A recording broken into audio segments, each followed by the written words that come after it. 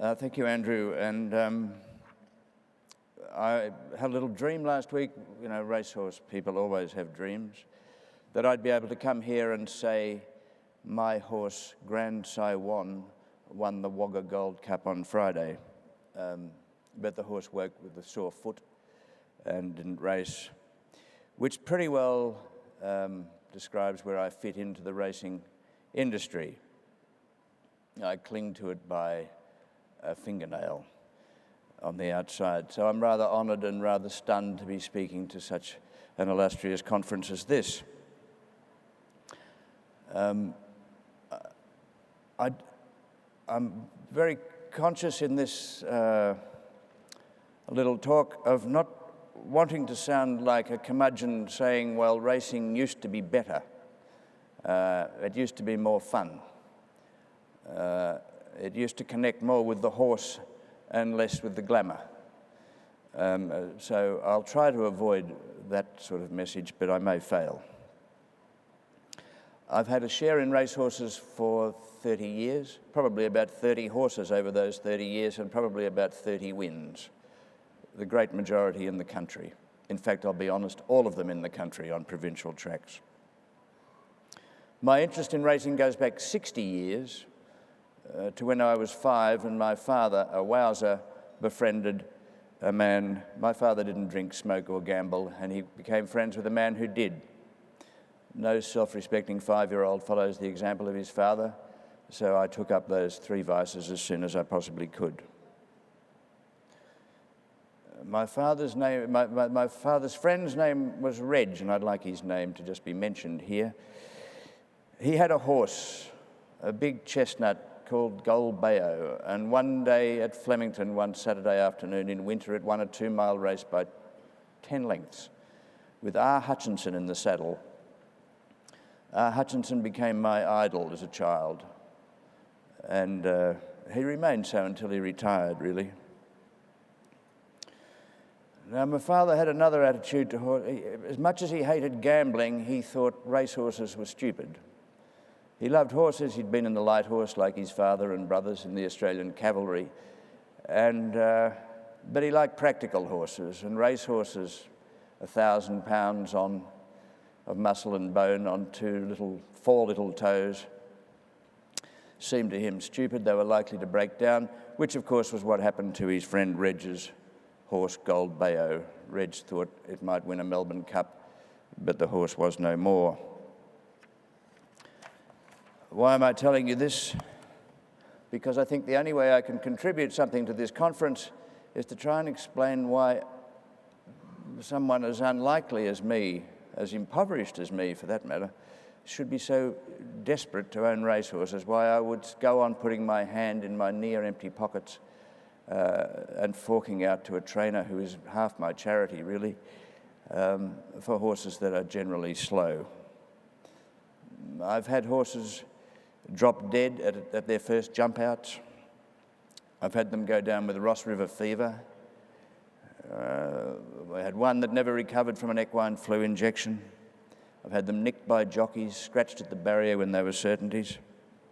I've had them break down in all manner of ways. But the great majority have just been slow horses. No good. What's worse than my own involvement in horse racing is my habit of getting other people involved in horse racing, of luring them into ownership. People worse off even than myself. Street musicians, out-of-work actors, artists in mid-career crisis, vulnerable people I've lured into owning horses. I remain friends with most of them, not all. Some felt like my victims, not my friends. And I suspect generally their wives have never quite forgiven me for getting them involved. Those who still had wives at the end of their horse-owning experience. And I should say at this point that I do have a winning Mr. Prospector Lion mare in foal to Black Caviar's full brother Moshe. If anyone's interested in a share, just see me afterwards. It's an A++ on True Nicks. It's an absolute Monty to be good. So the attraction of racing, when you think about it, is really It's the horse. It's a funny thing about the industry, but it often seems that the horse is almost an accessory to the industry rather than the centre of it. I used to punt on horses, but now I do it only when the trainer says he's going to put a poultice on. And then even then I think twice before I follow suit. I like punters. I think they are truly the salt of the earth, but they do get bitter sometimes. And big punters and little horse owners don't go together. They're hard to manage. So I've sort of given punting up. The other thing I found about punters is how many of them, the more inveterate ones, know absolutely nothing about horse racing, about the horse itself, and especially about the number of ways that ordinary, non-champion horses can find to lose a race, or at least not to win. This is not to be pious about gambling. Life's a gamble after all, and gambling keeps the whole racing show going. It's deep at the core of the racing business. It's in the lore of the racing business. The first person who got onto a horse somewhere in the Ukraine or Kazakhstan about 6,000 years ago took a mighty gamble. And in doing that, not only did they change the course of human history, but they probably saved the horse from extinction. So we should remind ourselves, I suppose, that while we generally have taken much more from the horse than the horse has taken from us, they probably owe their existence to human beings. And if you think of the odds on such a mutually convenient partnership, and think of the odds against a horse being a herbivore with a long muzzle so that it could see approaching predators while it was grazing, had room between its incisors and its premolars in which could be placed a bit so that we could command it. The whole thing begins at very long evolutionary odds. And while it has endured wonderfully, the relationship has always required a bit of work, and so it does still. I'd sort of like people who take an interest in racing to think on some of these amazing things about horses. Remember every now and again when you put blinkers on, it's probably because of saber-toothed tigers, wolves and bears that horses sort of need to have their minds focused and not to shy at an imaginary animal in the car park in the straight. And all these things, that machinery we put on horses, blinkers, winkers, nose rolls, various kinds of shoes, various bits, are among the variables that will decide whether the horse has a chance in a race or will put itself out of it by shying or pulling or laying in or laying out or racing generously or fiercely or getting its head up, stretching out or refusing to gallop. This is all part of the form that we study in when we're trying to work out whether they can win or not. I think if anyone knew how many ways a horse could lose a race, which you can only know by owning them for a long while, I don't think anyone would punt at all, so it's perhaps best. And I'm talking not here about not champion horses. I'm talking about horses, the vast majority of horses.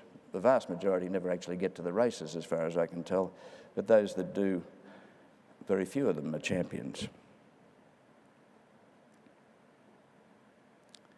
And beneath all the physical limitations to horses, the state of the track, the competence of the jockey, the barrier draw, the weight, the tempo of the race, the fitness of the horse, the distance of the race, the class of the race and the class of your horse, the prospect of a smoky in the race, the question of whether your horse has gone sour because they never tell you whether they've had enough or not. Underneath all those lies a whole thicket of genetic predispositions, instincts, which we can't control. There's the gene that seems to kick in and tell your horse that it has no right to be in front near the end of a race. The one that says it belongs back in the herd. The one that tells it to fight to the end, or the one that tells it to be a squib. The one that tells it doesn't like horses around it, that only likes it out in the open. The one that won't take a split, and so on. I mention all the obstacles to success only to show how remarkable it is that people still want to own horses. I think the reason is a primitive one. We are wired to the beasts. They exercise a hold on our imagination and have done this at least since those people 35,000 years ago painted them in the caves of Lascaux and Chauvet. They intrigue us, they inspire our imagination, they take us back to when we lived among them, I guess. They enlarge us somehow. Freud said that the horse added the id to a human's ego. This won't help you pick a winner, but it's worth understanding. We idolize great horses. I would not like to think how much of my childhood was spent not thinking about useful things, but thinking about Tulloch, the great Australian horse. I was probably in love with him most of my childhood. And then at the age of 18, I fell in love with a horse called Vane, a magnificent chestnut sprinter.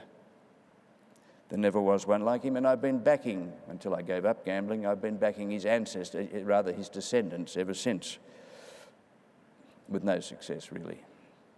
Although Black Caviar, of course, was a descendant.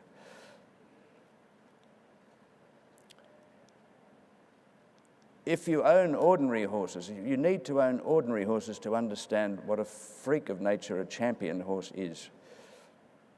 How a horse like Black Caviar can win 25 races in a row is about as improbable as anything can get. It defies everything we know about racing. The horses just can't do that, but this one did. Now, the point about that is, as anyone who has looked at Australian racing recently, but the same applies to horses in the United States and Europe, I'm sure, is that what actually attracts people to racing is a charismatic horse. You know, the trainer Gay Waterhouse has a lovely face, and she may be called the face of racing, but in fact the face of racing is always the horse. A horse that runs for a few seasons and has a charisma about it, brings people to racing as absolutely nothing else can. And they're the ones that write themselves into the history of the countries from which they come. And it's on them that racing thrives. And there's the rub, because the industry is almost set up to prevent the emergence of these horses. The number of horses that race on past their 3-year-old days, good horses, or let's say great horses, is growing rarer and rarer. The Golden Slipper in Australia is a sort of mad scamper that wipes out about half the field from racing ever again. And the winner, if it's a colt, invariably goes to stud very soon afterwards, and we never hear of them again unless you're in the breeding industry. If Black Caviar had been set for the Slipper, she almost certainly wouldn't have raced on beyond that, or very likely she wouldn't have raced on beyond it. She may have even broken down. I sometimes wonder whether the racing authority shouldn't buy a dozen or so quality yearlings at every big sale, sort of nationalise a few horses, make them the people's horses, and race them on for several seasons. Every now and again they might get a good one. I'm not really serious, but in a way, racing will always be better for making the most of our propensity to identify with the horse, and not with personalities, glamour, all the stuff that goes on, or even the gambling. It's actually the identifying with the horse. The trouble with it, of course, is identifying with the horse is utterly subjective, it's sentimental, it's all those things which hard-nosed gamblers know that they shouldn't get involved in.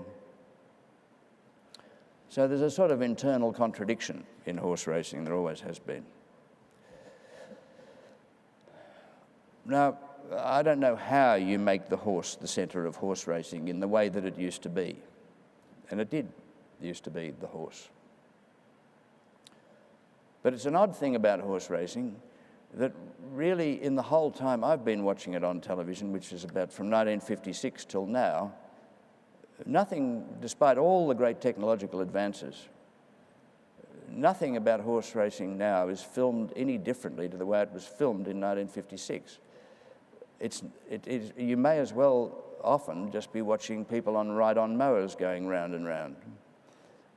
It's not as exciting as the chariot race in Ben-Hur, the actual filming of racing.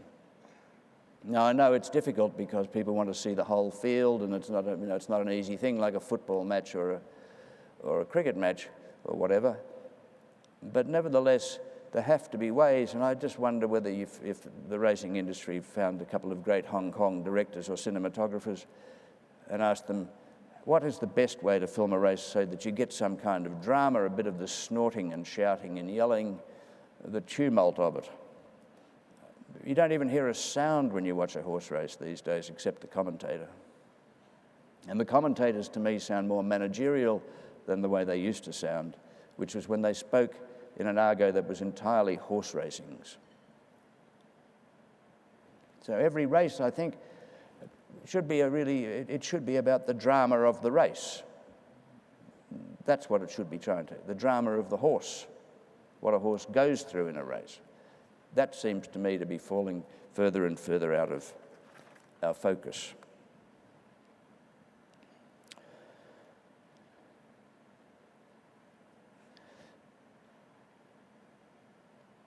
I'm sorry. So I think that anything that the racing industry does to push into the public domain stories and images of racing's true character will be good for the industry. Not just the drama of racing, but the disappointment, the misery of losing, the bad luck of racing, all that stuff. That's why I'm very honoured to have Bill Billich here today, who made that, well, instigated that wonderful series, called Luck, which captured the real nature of racing in a way that I've never seen before. Now I think I'm getting a wind up there, and I'm happy to be wound up. If I could just say this, a little while ago, this is another threat to racing. Andrew, I'm sure, will appreciate it. That I received a letter about 3 years ago from the Thoroughbred Racehorse Owners Association, and it was a typical sort of managerial letter, survey. We would like to know what would make owning a racehorse more attractive to you. And it had a whole list of things, better betting facilities, better catering, better car parking, more free events, more social functions, all these sorts of things, with a box to tick all the way down. And really the answer to every question was, I don't care. The only thing that makes owning a racehorse better is owning a better horse. And that's all I wanted to write on it. So give me a better horse. There's nothing else really at the core of things that makes racehorse ownership or racing worth being involved in. So I think that's about all I won't go on anymore. Thank you.